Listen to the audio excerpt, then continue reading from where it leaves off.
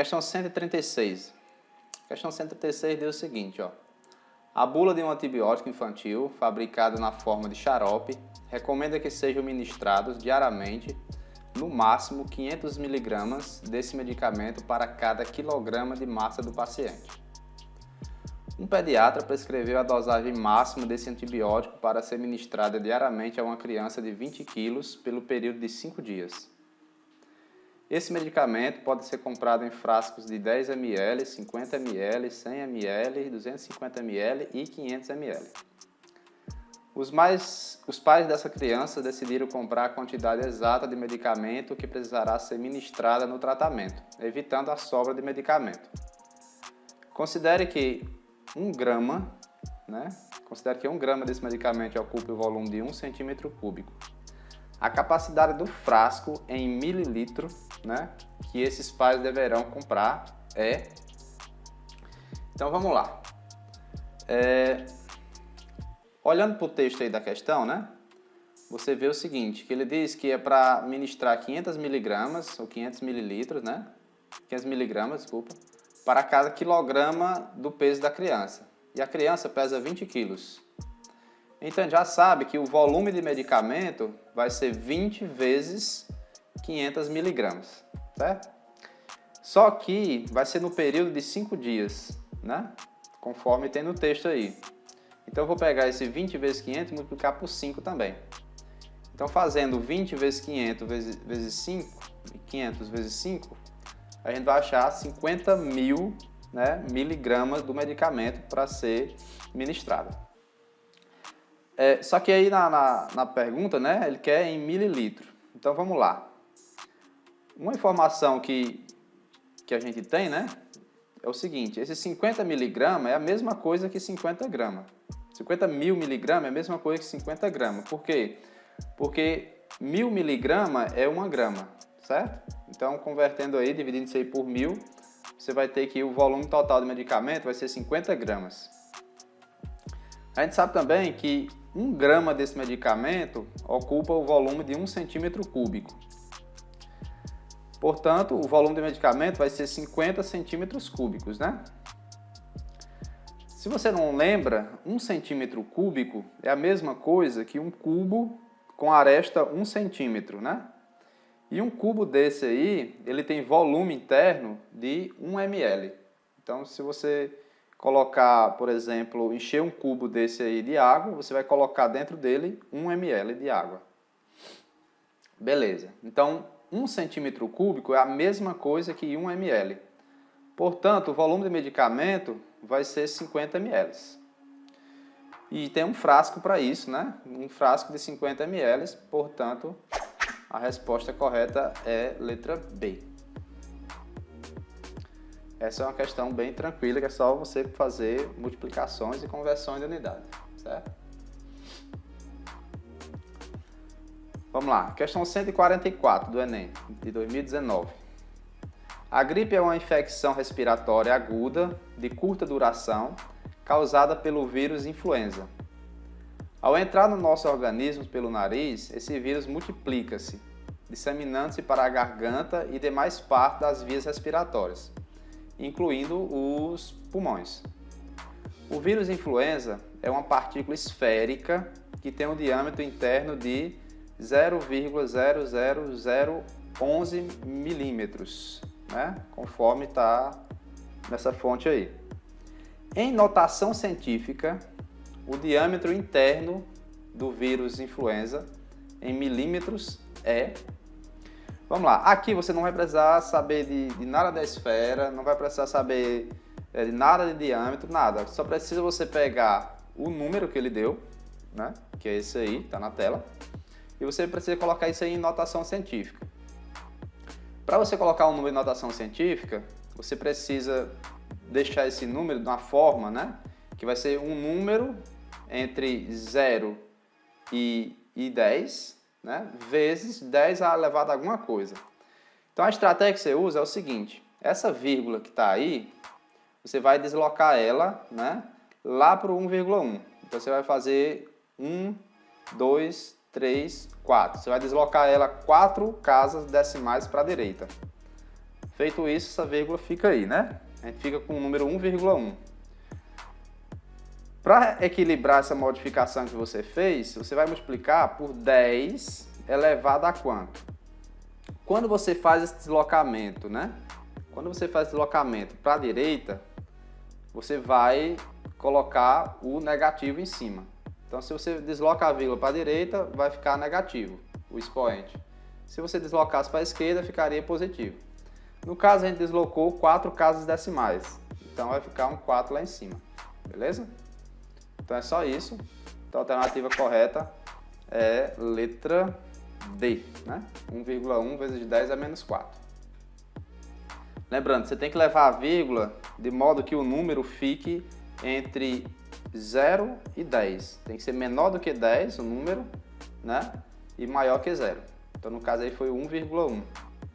Aí depois você equilibra fazendo essa multiplicação na base 10. Questão 147. Os exercícios físicos são recomendados para o bom funcionamento do organismo, né, na verdade, pois aceleram o metabolismo e, em consequência, elevam o consumo de calorias. No gráfico estão registrados valores calóricos em quilocalorias gastos em 5 diferentes atividades físicas, em função do tempo dedicado às atividades, contando em minuto. Então você tem o gráfico aí. Qual dessas atividades físicas proporciona o maior consumo de quilocalorias por minuto, né? Então a dica já está dada aí, ó. Ele quer saber qual é o maior consumo em quilocalorias por minuto. Essa fala aí, quilocalorias por minuto, ele tá fazendo uma divisão, né? Uma razão. Então você vai dividir em cada um desses casos aí, né? A quantidade de quilocalorias pelo tempo. A gente vai fazer isso aí com essas 5 atividades, beleza? Na atividade 1, a gente gasta 20 quilocalorias em 10 minutos. Na atividade 2, a gente gasta 100 quilocalorias em 15 minutos. Aí eu vou fazer essas divisões. Na atividade 3, a gente gasta 120 quilocalorias em 20 minutos. Na atividade 4, 100 quilocalorias em 25 minutos. E por último, na 5, 80 quilocalorias em 30 minutos. O que eu vou fazer aí? Basta fazer a divisão e ver qual é a maior, certo? Vamos aqui. Vamos analisar primeiro as divisões que são fáceis de fazer, né? Por exemplo, a primeira aí, 20 sobre 10. Claramente é 2. Isso aí vai ser muito tranquilo. Outra que é fácil fazer, esse 3 aí, ó, 120 por 20, né? Dá 6. Que mais? Essa 4 aí. A 4 é 100 sobre 25, que dá 4. Então, se você chegasse a uma prova dessa daí, talvez a única conta que seria, de certa forma, um pouco trabalhosa, seria a 2, né, que é 100 dividido por 15, e a 5, que é 80 por 30. Na 5, 80 por 30 vai dar 2 e pouco, né? Você nem precisaria fazer, né, porque já seria a menor. O 80 por 30 vai dar 2 e pouco, não dá 3, porque 3 vezes 30 dá 90. Mas só colocando aqui no slide vai ficar 2,6666. Lá na prova você não precisaria fazer essa daí, porque você já sabe que vai ser menor do que 3, por exemplo. E já tem um 6 aí, né? No 2 aí, vai ser 100 dividido por 15. Quando você começar aquela divisãozinha tradicional que a gente sabe, né? 100 dividido por 15 vai começar a dar um 6. E ainda vai restar alguma coisa. Então, nesse 2 aí, vai ser 6 e pouco, né? Mais precisamente, 6,6666 e assim vai. Então, quem é o maior aí? A atividade 2, né? Vai ter o maior consumo de quilocalorias por minuto. Então, a alternativa correta é a letra B. Questão 148. A questão 148, você já vê aí uma matriz de cara, né? Mas uma matriz nada mais é do que uma tabela que a gente tem e não precisa se assustar. Isso aí não vai ser difícil. Vamos ler aqui a questão. Ó. Um professor aplica durante os 5 dias úteis de uma semana, teste com 4 questões de múltipla escolha a 5 alunos. Os resultados foram representados na matriz abaixo, né?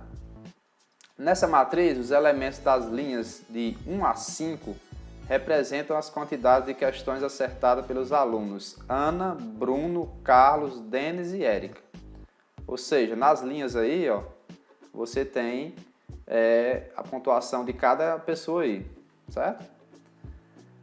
Respectivamente, enquanto que as colunas de 1 a 5 indicam os dias da semana, de segunda a sexta, respectivamente, em que os testes foram aplicados. Então, as colunas representam os dias da semana. Por exemplo, a Ana, na segunda, fez 3 pontos, né? O Bruno, na terça, fez 2 pontos. Tá aqui, ó. O Carlos, na sexta, fez 2 pontos. O Denis, na sexta, fez 0 pontos. Beleza? Continuando aqui. O teste que apresentou maior quantidade de acertos foi aplicado na segunda, na terça, na quarta, na quinta ou na sexta, né? Então você precisa só fazer o seguinte: qual foi o teste que teve a maior pontuação aí por dia da semana, né? Então você precisa só somar a coluna, né? As colunas aí e ver quantos pontos foram feitos em cada dia. Então vamos lá. Na segunda-feira, a gente vai somar 3 mais 3 mais 2 mais 3, né? Isso aí vai dar 11. Na terça-feira, tem 5 notas 2. Então, isso aí vai dar 10. Na quarta-feira, tem um 4 com 2 que dá 6, com mais 4 dá 10. Então, na quarta-feira, vão ser 10 pontos. Na quinta-feira, você tem 1 mais 1 mais 3, vai dar 5. Com mais 1 mais 4, que dá 5 também. Então, vai dar 10 também. Certo? Na sexta-feira, você vai ter o quê? 2, 2, 2, dá 6. Com 4, dá 10. Então, aí, qual foi o dia da semana que teve a maior pontuação? Foi a segunda-feira, né? Só olhar aí, a segunda-feira teve 11 pontos e foi o maior. Então, a alternativa correta é letra A, né? A segunda-feira teve a maior pontuação. Então, as questões de matrizes que caem no Enem, basicamente, são assim, né? Não são nada de outro mundo, não. Não tem operações, não tem multiplicação. É bem tranquilo, é só para interpretar mesmo.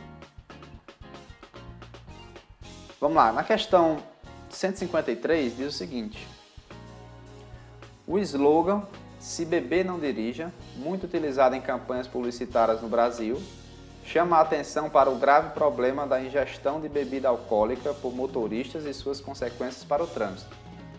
A gravidade desse problema pode ser percebida observando como o assunto é tratado pelo Código de Trânsito Brasileiro, né?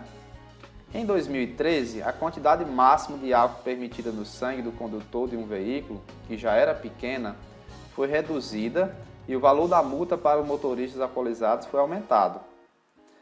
Em consequência dessas mudanças, observou-se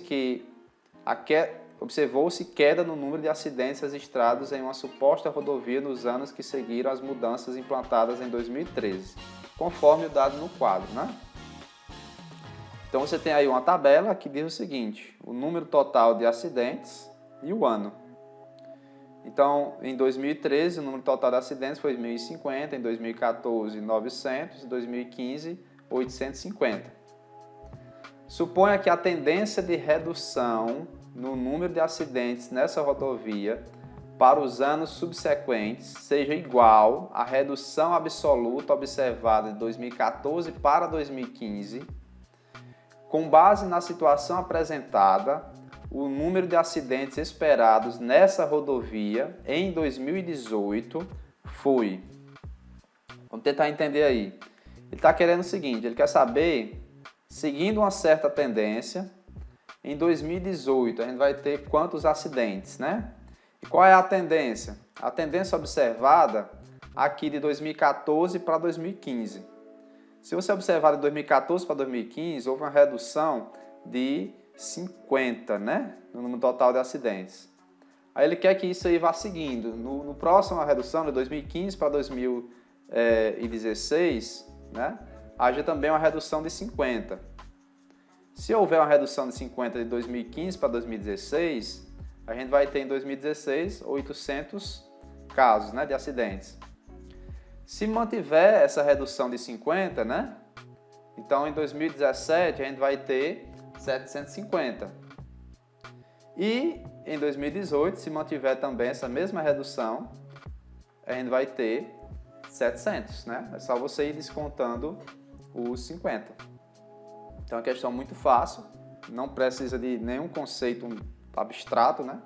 É só ir subtraindo 50 e a alternativa correta é letra D, né? 700. Beleza? Próxima. Questão 159. Após o Fórum Nacional contra a Pirataria, né, FNCP, incluir a linha de autopeças em campanha veiculada contra a falsificação, as agências fiscalizadoras divulgaram que os 5 principais produtos de autopeças falsificados são rolamento, pastilha de freio, caixa de direção, catalisador e amortecedor. Após uma grande apreensão em peças falsas, foram cadastradas utilizando a codificação 1 para rolamento, 2 para pastilha de freio, 3 para caixa de direção, 4 para catalisador e 5 para amortecedor. Ao final, obteve-se a sequência 5, 4, 3, 2, 1, 2, 3, 4, 5, 4, 3, 2, 1, 2, 3, 4, 5, 4, 3, 2, 1, 2, 3, 4 e assim seguiu, né? Que apresenta um padrão de formação que consiste na repetição de um bloco de números. Essa sequência descreve a ordem que os produtos apreendidos foram cadastrados. O item, né, nessa posição aí, 2015, o item que foi cadastrado na posição 2015 foi qual? Foi o rolamento, o catalisador, o amortecedor, pastilha de freio, caixa de direção. Bom, aqui é mais uma questão de lógica, né? Você tem que ver a sequência formada aí e ver qual é esse bloco que está se repetindo. Então, o bloco de números que está se repetindo aí, se você observar, é esse que eu grifei de azul aí, ó. 5, 4, 3, 2, 1, 2, 3, 4. Quando esse bloco de números termina, começa novamente o mesmo, ó. Observe aí, ó. 5, 4, 3, 2, 1, 2, 3, 4. Após ele, vem o mesmo bloco, ó. 5, 4, 3, 2, 1, 1, 2, 3, 4. Beleza? Então, o que a gente pode ver? Esse bloco de números aí contém 8 algarismos, né? Então, o que a gente vai fazer? Vamos aqui. Eu escrevi o bloco aí. Aí, esse bloco tem 8 itens, né? Se eu escrever de novo, a gente vai descrever 16 itens. Mais outro, 24 itens. Então, se eu for de 8 em 8, né? Se eu for aqui de 8 em 8, o último cara aqui, ó, vai ser o catalisador, vai ser o 4. Então, se eu for de 8 em 8, sempre vai terminar em 4, beleza? Mas para chegar nessa posição aqui, 2015, né? A gente vai precisar quantos blocos de 8? Para saber, é só fazer a divisão. Eu pego 2015 dividido por 8. Se eu fizer 2015 dividido por 8, isso vai dar 251 e ainda vai restar 7. Certo? Ou seja, se eu fizer 8 vezes 251, dá 2008. Então, se eu for de 8 em 8, 251 vezes, né? Eu vou terminar também no 4 aqui, ó. Então, esse cara aqui, quando eu terminar de listar esse cara aqui, eu tenho listado 2008 itens, certo? Bom, para chegar nos 2015, só falta mais 7 números, né? Então, aí é só repetir essa mesma sequência, só que eu não vou repetir ela toda. Se aqui eu listei 2008, aí aqui vai ser 2009, 2010, 2011, 2012, 2013, 2014 e 2015. Então, quando eu chegar no 2015, eu vou ter listado o número 3, né? E aí vai ser o número 3 da caixa de direção. Portanto, a alternativa correta é letra E. Caixa de direção vai ser esse cara aí na posição 2015. Percebi também que basicamente você usou duas estratégias, né? Que é perceber a sequência e basicamente fazer uma divisãozinha aí simples que a gente sabe fazer. Vamos lá. Questão 165. O preparador físico de um time de basquete dispõe de um plantel de 20 jogadores com média de altura igual a 1,80, né? No último treino, antes da estreia em um campeonato, um dos jogadores desfalcou o time em razão de uma séria contusão, forçando o técnico a contratar outro jogador para recompor o grupo. Se o novo jogador é 0,20 metros mais baixo que o anterior, qual é a média de altura em metro do novo grupo? Então, o conteúdo aí é média aritmética, né? Média aritmética sempre, todo ano aí, você pode ver que está caindo aí no Enem, certo? Mas vamos lá. Qual é a estratégia aqui? Quando a gente informa a média, né, de alguns pontos, de alguma pontuação, de alguns valores, o que eu tenho de brinde, né? Por exemplo, se eu informar a vocês que a média das 4 notas de vocês foram 24, né? Então é porque vocês sabem que... Se eu informar que você tiveram 4 notas, na verdade, e cada um foi 6, é porque você sabe que a soma das notas foram 24.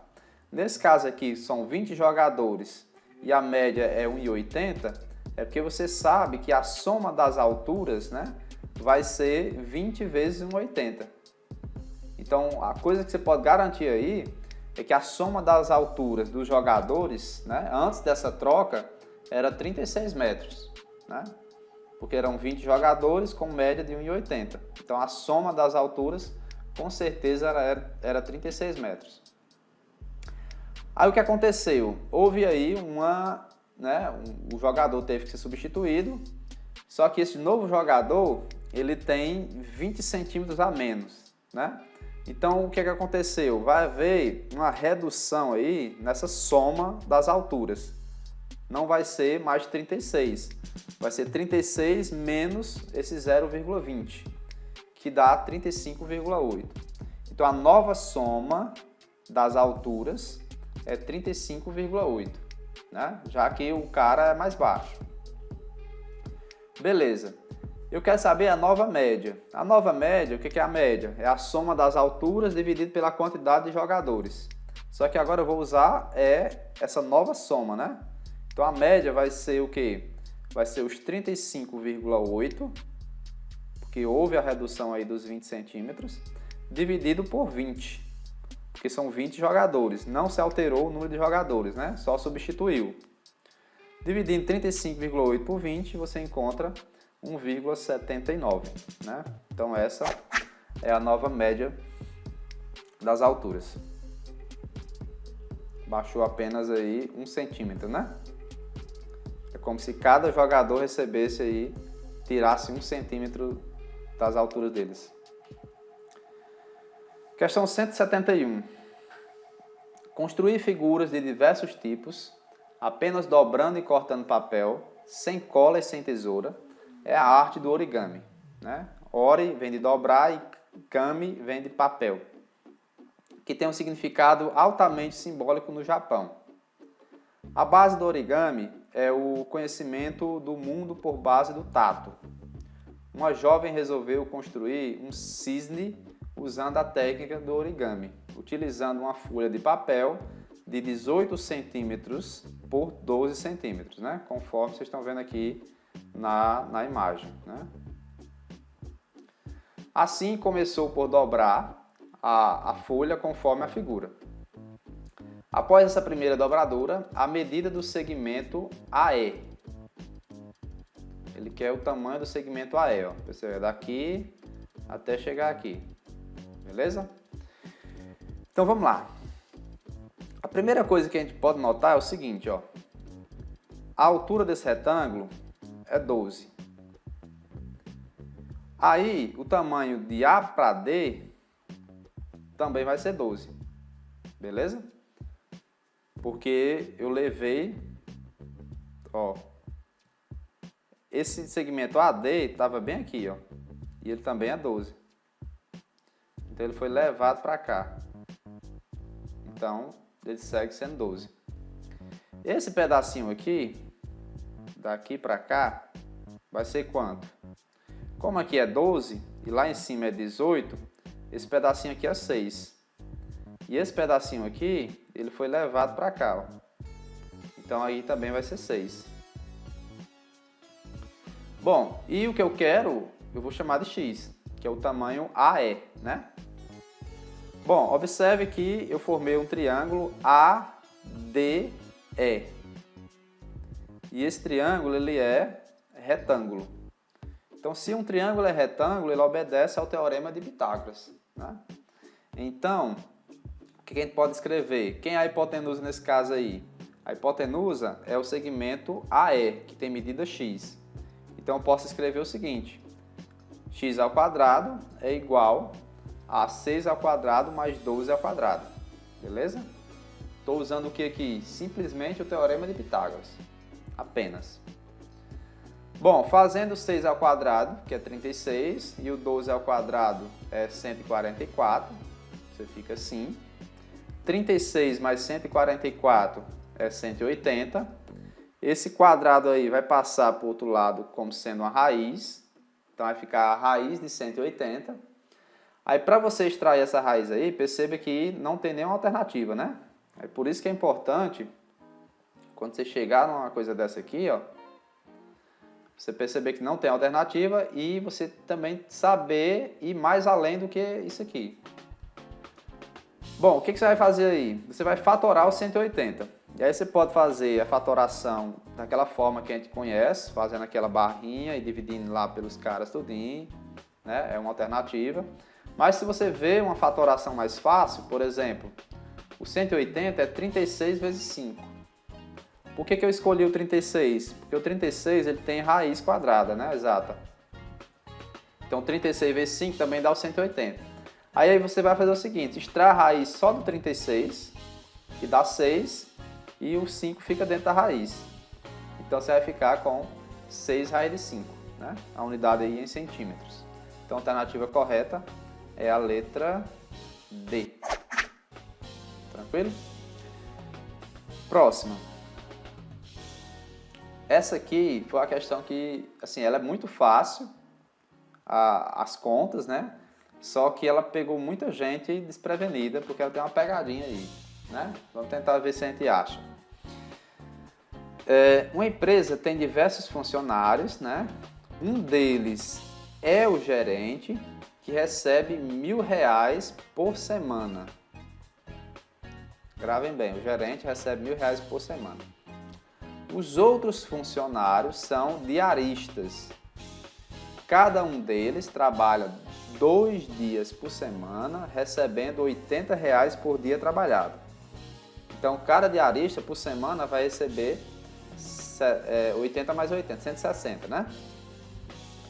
Chamando de X a quantidade total de funcionários da empresa. Percebam, X é a quantidade total de funcionários da empresa. A quantia Y em reais que essa empresa gasta semanalmente para pagar seus funcionários é expressa por... Qual das expressões, né? Bom, uma pessoa desavisada, totalmente desavisada, como ocorreu bastante, marcou essa alternativa aqui, ó. E aí você pode estar meio assim, né? Como que não é essa? Se ele tem um gerente que paga 1.000 e tem os diaristas, né, que paga duas vezes por semana de 80, que dá 160. E a quantidade de funcionários é X. Como que não é essa alternativa, né? Você tem X funcionários e vezes 160 vai dar a quantidade de diaristas mais os 1.000 do gerente. Mas o problema aqui é porque o gerente é um funcionário, né? Então, na verdade, ele tem um gerente e X menos 1 diaristas, né? Então, vamos lá. Então, como é que você vai fazer? O valor Y, que é a quantia semanal, né, que o cara gasta para pagar os funcionários, ele é constituído de duas coisas, duas parcelas, que é o valor gasto com o gerente mais o valor gasto com os diaristas. Isso eu acho que é óbvio para todo mundo. Beleza. O valor gasto com o gerente está bem tranquilo de saber que é 1.000, né? Não tem novidade. Agora, o valor gasto com os diaristas, como é que você vai calcular? Bom, cada um recebe R$80 e trabalha 2 dias. Então, por semana, eles vão receber 160. 160 vezes quanto, né? Bom, a gente tem quantos diaristas? Bom, são X o número de funcionários. Só que dentro desses funcionários está incluído o gerente. Então, a gente tem X menos 1 diaristas.